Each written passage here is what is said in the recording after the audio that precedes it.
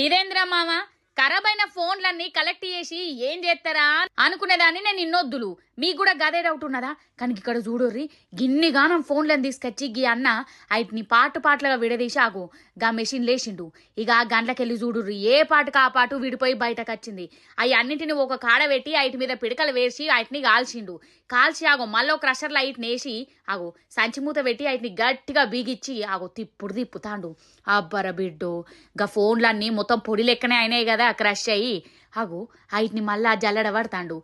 గా ఫోన్ల పొడిని జల్లడబడితే ఏమవుతుందన్న